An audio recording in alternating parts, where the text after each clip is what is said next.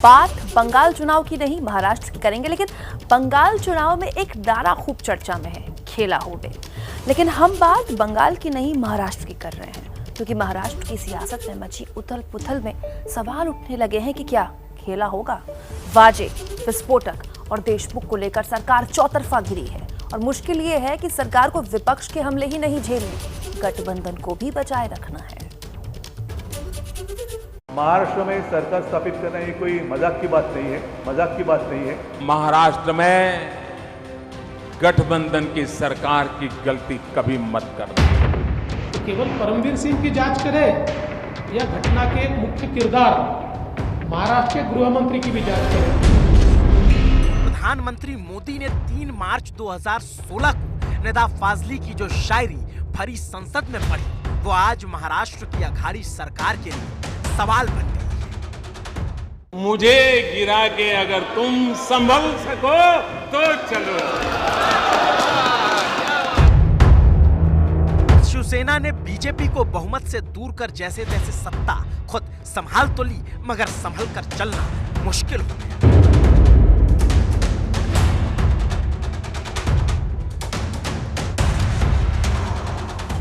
क्योंकि 16 महीने पहले बनी शिवसेना, कांग्रेस और एनसीपी के बेमेल विचारों वाली सरकार के पास बहुमत भले ही 170 विधायकों का हो, मगर बात बात पर सरकार पर संकट की तलवार हमेशा लटकती रहती है। और एंटीलिया केस के बाद तो वो तलवार और धारदार हो चली है। तो केवल परमवीर सिंह की जांच करे या घटना के एक मुख्य किरदार महाराष्ट्र के गृह मंत्री की भी जांच करे। क्योंकि महाराष्ट्र में बीजेपी इस वक्त विपक्ष की दमदार भूमिका निभा रही है। वो न सिर्फ वाजे बल्कि परमवीर सिंह से लेकर गृह मंत्री अनिल देशमुख तक आरोपों की लड़ी लगा रही है, बल्कि समूचे महाराष्ट्र सरकार को कटघरे में ले जा रही है। और तब की स्थिति में सरकार के सबसे बड़े सूत्रधार शरद पवार को बार बार बचाव के लिए आना पड़ रहा है। सीधी बात ये साफ हो गई कि जिस समय में ये एलिगेशन किया था, वो अनिल देशमुख हॉस्पिटलाइज थे। ये बात साफ होने के बाद ऐसे जो कुछ डिमांड है, इस डिमांड को कोई ताकत नहीं रही। शरद पवार ने साफ कर दिया, बीजेपी कुछ भी कह ले, लेकिन महाराष्ट्र के गृह मंत्री अनिल देशमुख के इस्तीफे का सवाल नहीं बनता। और इसके लिए बाकायदा ये तर्क दिया गया कि जिस सस्पेंडेड पुलिस अधिकारी सचिन वाजे से मुलाकात को देशमुख के इस्तीफे का आधार बनाया जा रहा है, वो मुलाकात कभी हुई ही नहीं, क्योंकि फरवरी में देशमुख को कोरोना हो गया था और वो क्वारंटीन थे। कोविड झाल्यामुळे मी नागपूरच्या अलेक्सिस हॉस्पिटलला 5 फेब्रुवारी ते 15 फेब्रुवारीच्या दरम्यान त्या हॉस्पिटलमध्ये ऍडमिट होतो। होम क्वारंटाईन झालो ते 15 फेब्रुवारी ते 27 फेब्रुवारीपर्यंत मी होम क्वारंटाईन होतो। आणि 28 फेब्रुवारीला मी घराच्या बाहेर पहिल्यांदा सह्याद्री गेस्ट हाऊस जे मुंबईचं मीटिंगला गेलो। मगर शरद पवार की दलीलों की काट खोजने में बीजेपी को जरा भी वक्त नहीं लगा, क्योंकि 15 फरवरी को छुट्टी मिलते ही अस्पताल के लॉन में ही गृह मंत्री अनिल देशमुख ने एक प्रेस कॉन्फ्रेंस की थी। बीजेपी खुलकर अनिल देशमुख को घेर रही है और इसी बहाने सरकार को घेरने की तैयारी कर चुकी है। मगर एक सच ये भी है कि अनिल देशमुख अस्पताल से डिस्चार्ज होने के बाद क्वारंटीन होने नागपुर चले गए और उसके बाद 20 फरवरी को मुंबई वापस आए। 27 फरवरी तक क्वारंटीन रहे, लेकिन वो इस दौरान विवादित पुलिस अधिकारी सचिन वाजे से मिले या नहीं मिले, ये तो जांच का विषय है। और जब जांच शुरू हुई तो सबसे पहले लपेटे में पूर्व कमिश्नर परमवीर सिंह आ गए और वहीं से सरकार में मतभेदों का माहौल बनना शुरू हो गया। मुंबई के पूर्व पुलिस कमिश्नर परमवीर सिंह को पद से हटाने को लेकर भी सरकार में शामिल एनसीपी और शिवसेना के बीच मतभेद दिखे। जानकारी के मुताबिक मुख्यमंत्री उद्धव ठाकरे परमवीर सिंह को तुरंत पुलिस कमिश्नर पद से हटाने को राजी नहीं थे, लेकिन शरद पवार ने दबाव बनाया। शरद पवार ने कहा कि अगर पुलिस कमिश्नर रहते हुए परमवीर सिंह को एनआईए ने जांच के लिए बुलाया तो सरकार की बहुत ज्यादा बदनामी होगी। ऐसे में शरद पवार के दबाव में आकर परमवीर सिंह को मुख्यमंत्री ने उनके पद से ट्रांसफर किया और उन्हें महाराष्ट्र पुलिस के डीजी होमगार्ड के पद पर नियुक्त किया। यानी एक बात तो साफ हो गई कि परमवीर सिंह को हटाने के लिए दोनों सत्ताधारी दल आमने सामने थे, लेकिन जैसे ही परमवीर सिंह का ट्रांसफर हुआ वैसे ही उन्होंने चिट्ठी लिखकर सियासी बम फोड़ दिया।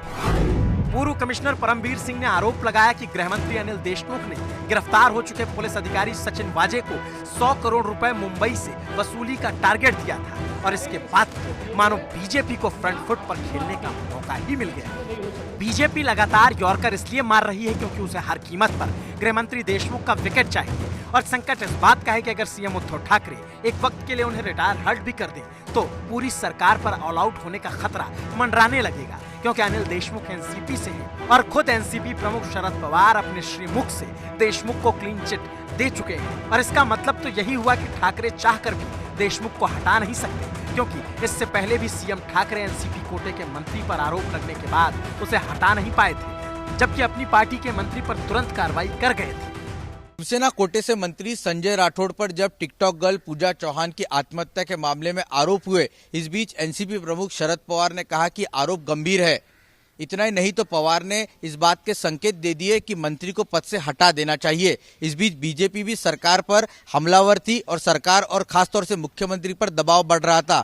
विधानसभा सत्र से ठीक एक दिन पहले मुख्यमंत्री ने राठौड़ का इस्तीफा जो है वो मंजूर किया और तभी से शिवसेना और एनसीपी के बीच में मतभेद जो है वो गहरे होते चले गए और बढ़ चुके मतभेदों के बीच लगातार ये दबाव बनाया जा रहा है कि अनिल देशमुख को कुर्सी से हटाया जाए, क्योंकि वसूली के आरोप सीधे सीधे उन पर लग रहे हैं और उनके रहते निष्पक्ष जांच भला कैसे संभव है। परमवीर सिंह जो मुंबई के एक्स पुलिस कमिश्नर है, उसने जो एक लेटर बॉम्ब इस लेटर बॉम्ब में जो कुछ लिखा है उस बारे में खुद अनिल देशमुख जी ने भी कहा है कि उनकी जांच हो जाए, उनकी जांच होनी चाहिए। ये सब जो आरोप है और मुख्यमंत्री खुद जांच करे। अगर ये चैलेंज सरकार स्वीकारने को तैयार है जांच का, तो आप बार बार इस्तीफे की बात क्यों करते हो?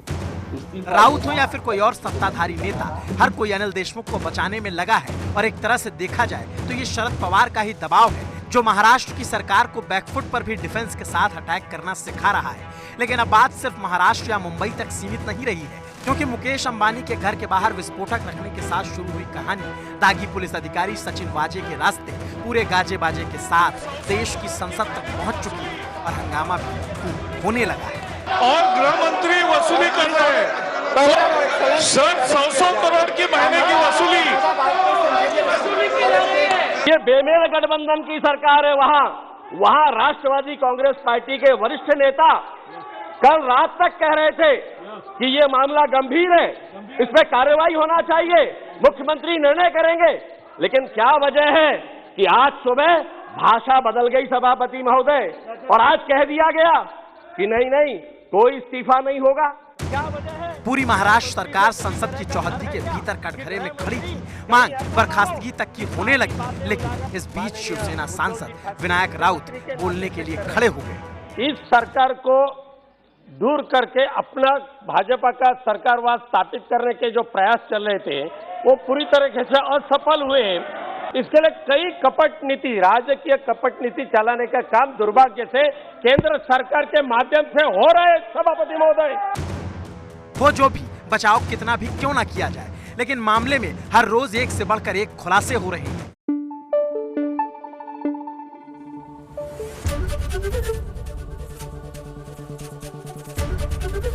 एबीपी न्यूज आपको रखे आगे।